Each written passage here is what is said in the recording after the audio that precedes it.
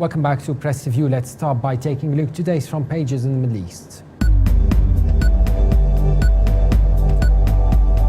Starting in the UAE, the Khalij Times reports that 3 senior Hamas commanders and 4 children were among 24 Palestinians killed in Gaza on Thursday as Israel stepped up airstrikes on day 45 of the bloody conflict. The paper also reports that a shipment of emergency aid worth $531,000 was loaded onto shipping containers at the UNHCR's largest global stockpile as part of the emergency response to the crisis in Iraq. From Beirut, the Daily Star reports that Challenge and Reform Bloc MP Ibrahim Kanaan, the Free Patriotic Movement's proposal to amend the Constitution is a bid to restore democracy and ensure proper Christian representation in Lebanon's top post. The paper also reports that Social Affairs Minister Rashid Derbas said that the decision by the cabinet to exempt Syrian refugees from the penalty for violating Lebanon's residency laws is aimed at encouraging their return to Syria.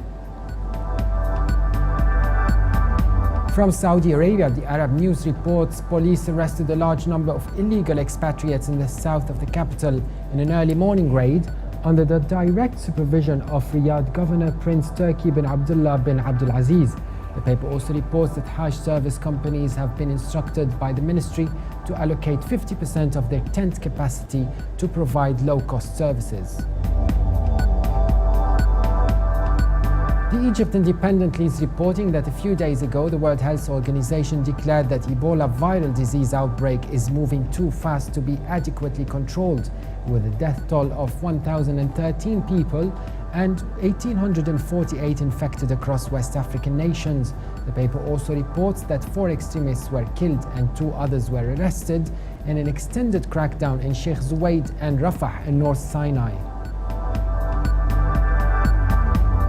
And now the papers in the UK.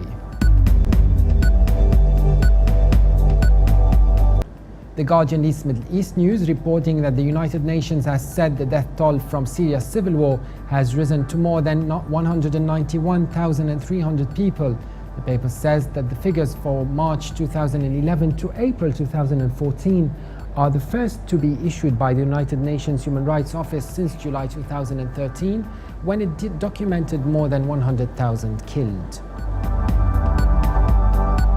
The Telegraph leads Middle East news, reporting that the former head of the army, Lord Dennett, has said that the West should be supporting Kurdish Peshmerga to defeat Islamic State extremists. The paper also adds that Lord Dennett said the United States quite correctly identified that the Kurdish Peshmerga fighters on the ground need to be supported from the air, and they are doing that in carrying out airstrikes pretty effectively.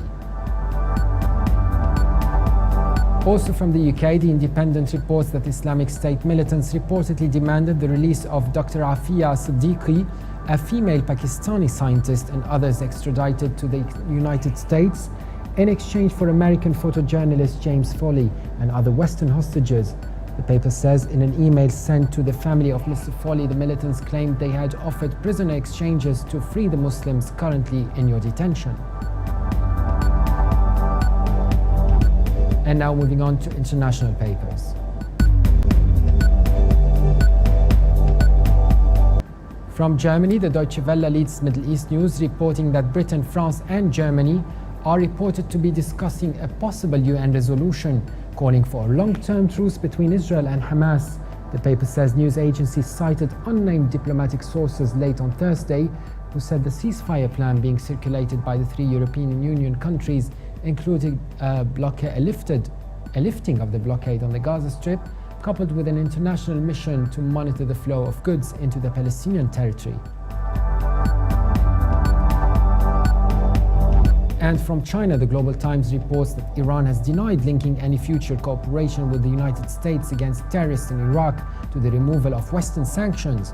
The paper said that Iran's foreign ministry spokesperson said the claims are unfounded, and what Foreign Minister Javad Zarif actually said was that if we agree to do certain things at Iraq, then they should agree to do certain things in return.